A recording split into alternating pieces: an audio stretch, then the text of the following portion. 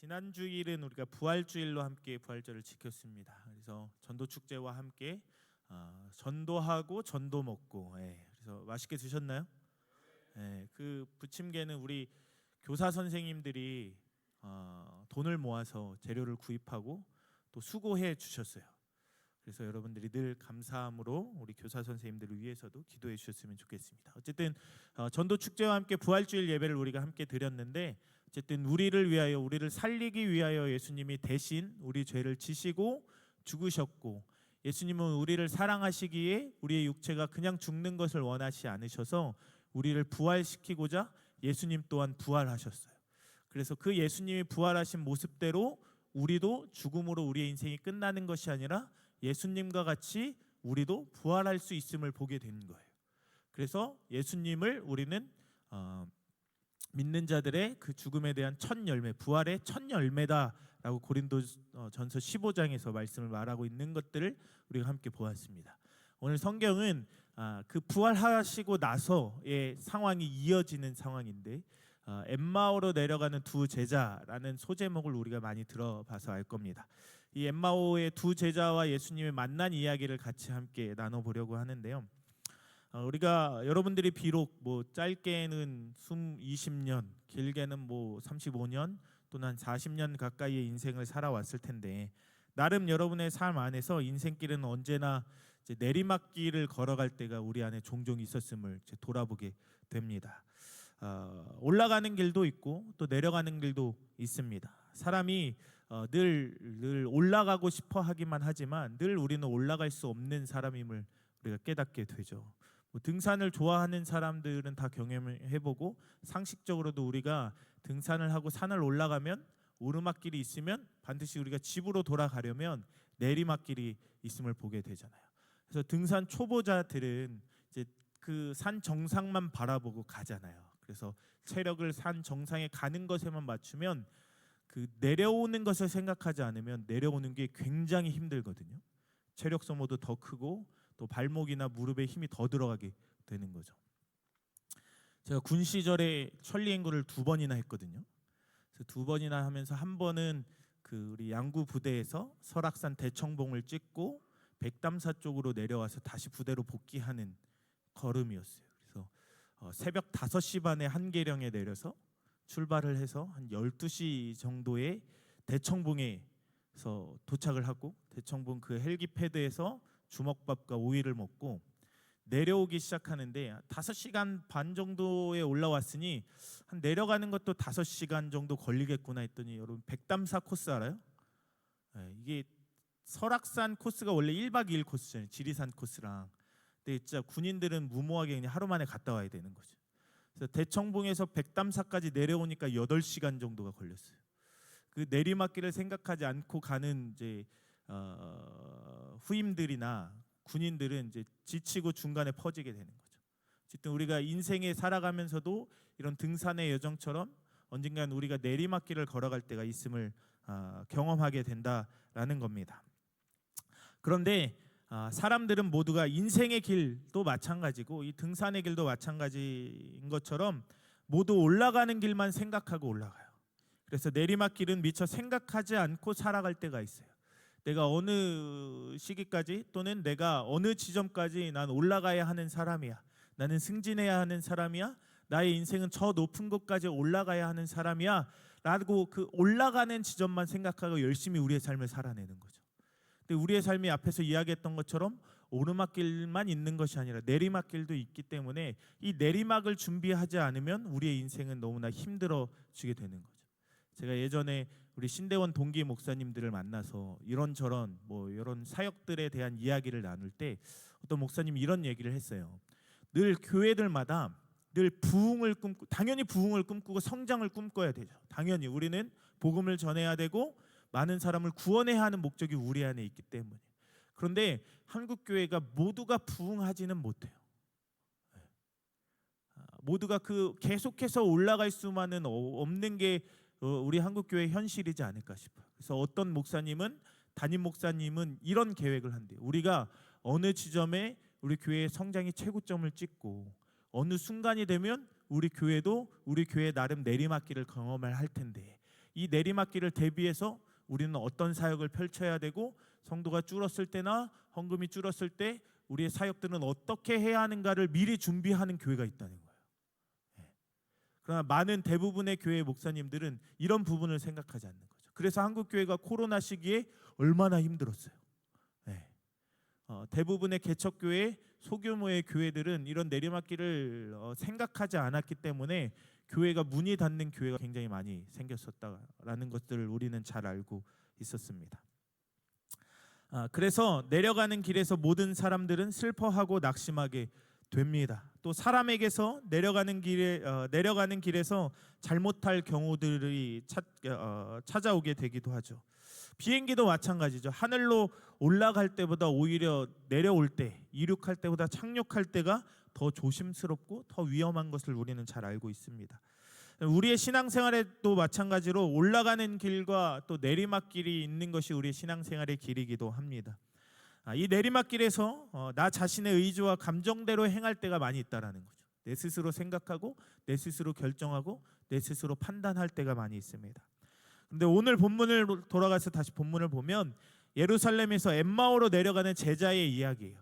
제자들이 마지막 예루살렘 예수님이 죽으시기 위해 입성하신 날이 종려주일이라고 했잖아요. 12제자뿐만이 아니라 수많은 또 이름 모르는 제자들이 예수님의 그 예루살렘 입성에 함께 했죠. 그리고 예수님이 죽으시는 모습 가운데 다 도망하게 됐어요. 예루살렘 성 이곳저곳으로 도망하게 됐죠. 그리고 그들이 예수님이 죽었다라는 소식을 듣고 이제 더 이상 이 예루살렘에 머무를 필요가 없기에 자신의 고향으로 또는 지방으로 내려가기를 선택하고 흩어져 내려가는 길 가운데 있는 장면이 오늘 성경의 내용입니다. 그들은 여러분 희망보다는 절망이, 기쁨보다는 슬픔이, 그리고 불확실한 그 미래를 전망하면서 다시금 엠마오로 내려가는 길이었던 거예요. 3년 반 동안 죽어라 믿고 따랐던 그 예수님, 이 예수님이 진정한 우리의 왕이 되시고 우리를 로마의 압제 속에서 구원하실 거라는 확신이 있어 모든 것을 버리고 따랐던 예수님. 그러나 그 예수님이 세상적으로 봤을 때, 제자들이 봤을 때 십자가에 못 박히심으로 실패했다라는 생각이 그들이 갖게 됩니다. 그 예수가 3년 동안 따랐던 예수가 십자가에 죽었으니 이제 모든 것이 수포로 돌아갔음을 생각하게 됩니다. 그런데 한쪽에서는 무슨 소문인지 예수가 부활했다라는 소문을 듣기는 합니다. 그러나 그들의 마음속으로는 이 세상에 죽은 사람이 어찌 부활할 수 있어? 라는 생각으로 모든 것이 끝난 것이라고 생각을 했습니다. 그러면서 예루살렘에 있었던 일에 대해서 두 사람이 주거니 받거니 하면서 내려가던 길이었어요. 제자들의 이 내리막길이 우리에게 주는 신학적 교훈이 매우 큽니다. 그래서 이 교훈을 우리가 함께 나누길 원하는데, 우리에게도 이런 신앙적인 내리막길이 찾아온다면 여러분 우리는 어떻게 이 삶을 극복해 나가고 대해야 할까라는 거죠. 우리 이 땅을 살아가다 보면 열심히 하나님을 믿지만 어떤 내리막길의 순간에 정말 하나님이 내 곁에 계신 것이 맞는가, 하나님은 살아계신 것이 맞는가라는 의심이 들 때가 있다는 거죠. 이때 우리는 어떤 신앙의 모습을 취해야 하는가라는 겁니다.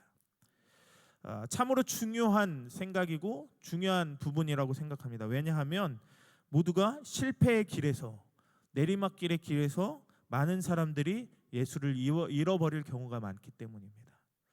그러므로 우리가 깨달아야 하는 것은 먼저 내리막길에서도 예수님은 언제나 변함없이 우리와 동행하고 계심을 우리는 알고 깨달아야 합니다.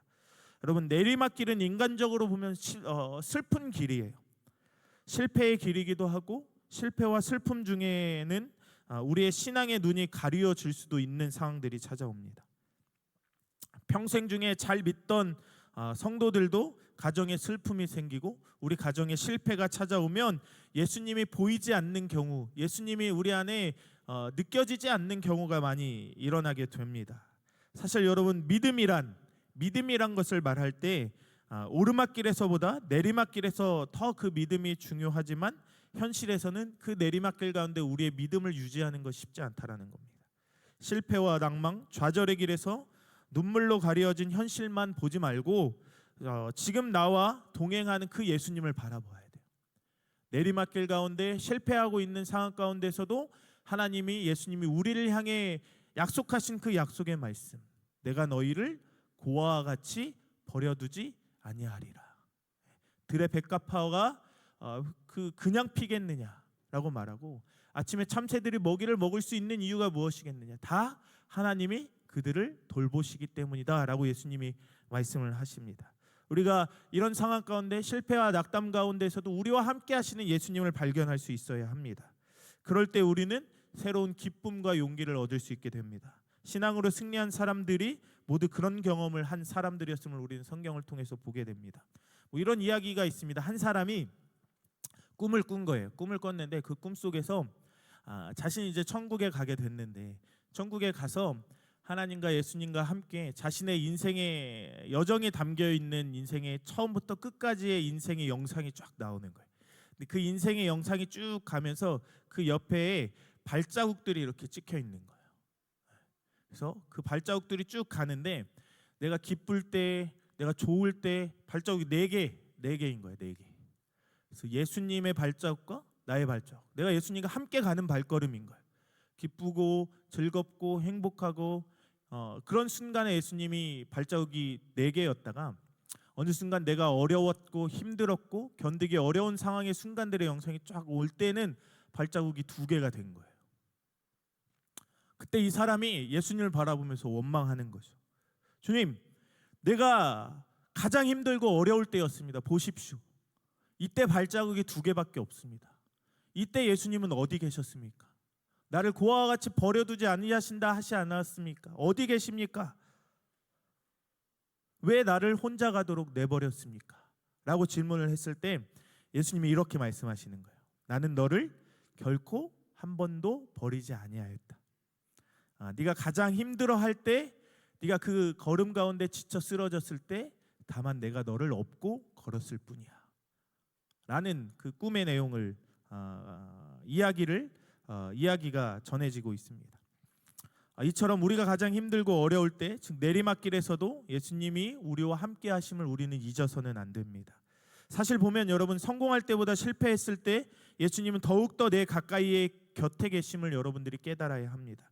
오늘 본문에서도 이 2 제자들이 슬픔으로 차 있는 마음이었어요. 내가 그토록 따랐던 예수님, 평생 함께 할 거라고 확신했던 그 예수님이 실패자고 죽음으로 끝났다라는 생각과 슬픔에 젖어 있게 됩니다. 예수님이 자기들과 함께하는 것을 몰랐기 때문입니다. 슬픔으로 마음의 눈이 가려졌기에 함께하시는 예수님을 보지 못한 것입니다. 우리 사랑하는 업둥이 여러분, 혹시 여러분 중에 지금 슬픔 속에 계시는 청년들 계십니까? 여러분 중에 혹시 내리막길로 인한 낙심 중에 계시는 청년들이 계십니까? 여러분의 길에서 지금도 예수님은 우리와 동행하고 있음을 한 번 더 믿는 여러분이 되길 바랍니다. 사도 바울은 로마서 8장 28절에 이렇게 기록하고 있습니다. 우리가 알거니와 하나님을 사랑하는 자 곧 그의 뜻대로 부르심을 입은 자들에게는 모든 것이 협력하여 선을 이루느니라. 아멘. 그러면 하나님을 사랑하는 여러분들이 되길 원합니다. 하나님을 사랑하는 자들에게는 슬픔의 길이 곧 기쁨의 길이 될 것입니다. 제가 이게 우리 아이를 낳으면서 느끼게 된 거예요. 제가 우리 아이 손가락 발가락이 부족하게 태어난다라는 사실을 듣고 여러 번 말씀했지만 슬픔에 빠진 거예요. 우리 가족 모두가. 우리 가족뿐만이 아니라 이 소식을 들은 우리 교회 모든 성도들, 우리 청년들도 함께 슬픔에 빠진 거죠. 자기의 일이 아닌데도 새벽까지 기도하고 눈물 흘려 기도하는 거죠. 그런데 그 슬픔 가운데 사실 그때 하나님 함께 하심을 내가 믿긴 믿었지만 진실되게 와닿지는 않았던 부분도 있었던 것 같아요. 그런데 지금 이 아이가 태어났어요. 근데 여전히 이 아이는 손가락이 부족하고 발가락이 부족하게 태어났어요. 근데 이 아이가 우리 가정의 기쁨이 되었어요. 우리 가정의 웃음이 되고 우리 가정의 소망이 되고 희망이 됐어요. 마치 이와 같은 거예요. 요셉을 보십시오. 요셉은 여러분 누구보다도 그 내리막길의 길에서 하나님을 더욱더 의지했던 사람입니다. 17살의 나이에 노예로 팔려가고 또 애굽으로 팔려갈 때 분명히 그의 길은 내리막길이었어요. 억울한 누명을 쓰고 또 감옥에서 지낼 때는 모든 것이 끝난 줄 알았어요. 내리막길 중에 내리막길인 줄 알았어요. 그날들은 억울하고 슬픔의 나날들이 연속이었습니다. 그러나 하나님은 그 길에서 여전히 끝까지 요셉과 동행했습니다. 요셉의 어려운 순간에도 하나님 그와 함께 계셨고, 보디발의 아내의 유혹 가운데서도 함께 계셨고, 감옥에서 수년간 있을 때도 하나님은 그와 함께 해 주셨습니다. 그러므로 훗날 성경은 이렇게 기록하고 있습니다. 요셉이 간 곳마다 하나님이 함께함으로 형통하게 되었다라고 고백하고 있습니다. 여러분, 오늘날 이 시대를 살아가고 있는 우리 청년들의 삶이 쉽지만은 않은 것 잘 알고 있습니다. 회사가 어려워서 실직하기도 하고, 여러 기업에 이력서를 넣었지만 낙방하기도 합니다. 또 원하는 대학에 가지 못해서 힘든 시기를 보내기도 하고, 또 나름대로 관계의 상처를 받아서 모든 것을 포기하고 싶은 그런 삶을 살기도 하는 시대가 바로 이 시대의 우리 청년들의 삶인 것을 알고 있습니다. 어쩌면 지금 여러분들이 걷고 있는 길은 내리막길의 길인지도 잘 모르겠습니다. 여러분, 이 길에서도 하나님은 여전히 여러분과 함께 하심을 믿는 자들이 되기를 축복합니다.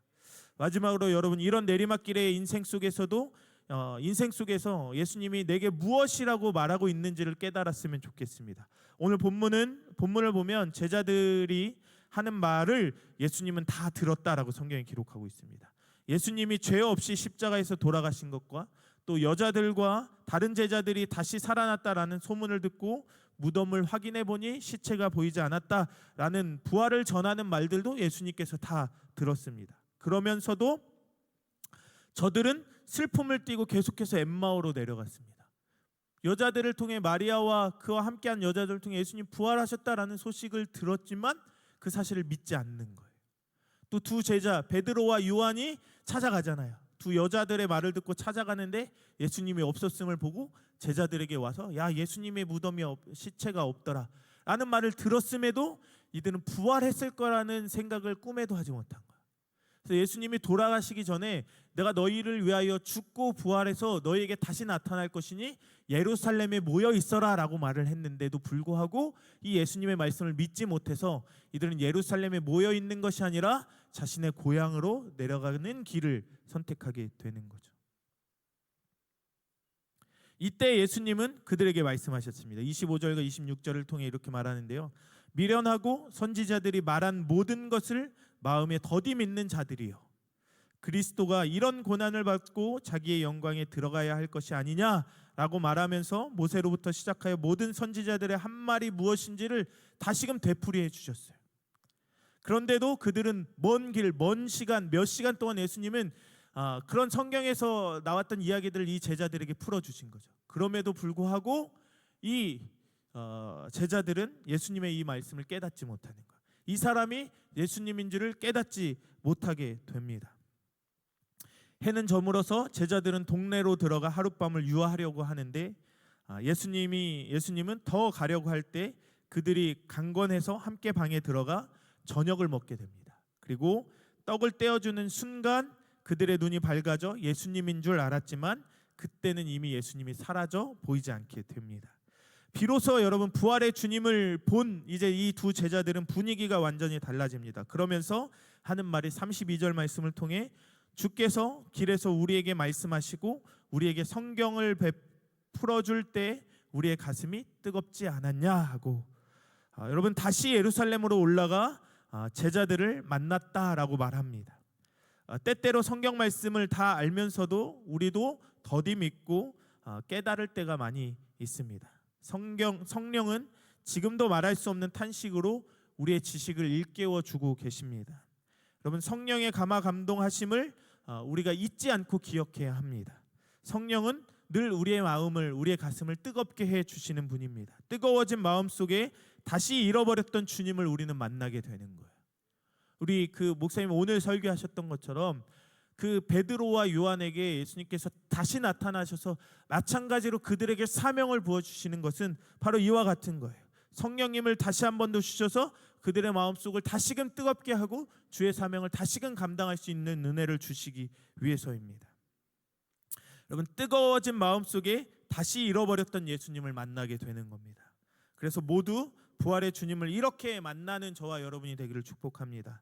여러분, 낙심 중에 있는 청년들 계십니까? 또 실패를 경험하며 살아가고 있는 청년들 계십니까? 그러면 우리와 늘 함께 하시는, 다시금 새롭게 하시는 예수님을 발견할 수 있기를 축복합니다. 말씀 속에 예수님은 지금도 우리와 함께 하고 계십니다. 말씀은 우리의 마음을 늘 뜨겁게 합니다. 뜨거워진 마음에 예수님의 음성이 들리는 것처럼 느끼긴 합니다. 그래서 저와 여러분이 날마다 큐티를 하며 주님의 음성을 듣는 여러분이 되기를 다시 한 번 더 축복합니다. 오늘 어쩌면 우리의 마음이 세상적인 것들로 가득 차 있어서 우리의 영안이 감기어져 있는지도 모르겠습니다.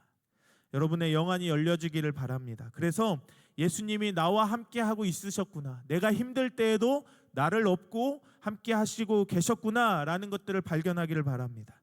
예수님은 여전히 내리막길에서도 우리와 함께 하십니다. 임마누엘의 하나님이 되어주고 계십니다. 예수님은 여러분 성공자들과만 함께 하시는 것이 아니라 실패하고 좌절하고 슬픔 중에 있는 자들과도 늘 함께 하시는 분이십니다. 그러므로 우리 모두가 다시 부활한 주님을 내 마음속에 모시고 죽었던 자리에서 일어나기를 축복합니다. 시편 30편 5절 하반절에는 이렇게 기록하고 있습니다. 저녁에는 울음이 깃들지라도 아침에는 기쁨이 오리라. 이 말씀이 저와 여러분 삶 속에 적용되는 존귀한 말씀이 되기를 축복하고, 또 슬픔의 내리막길에서 다시금 기쁨의 오르막길로 들어설 수 있는 삶이 되기를 축복합니다.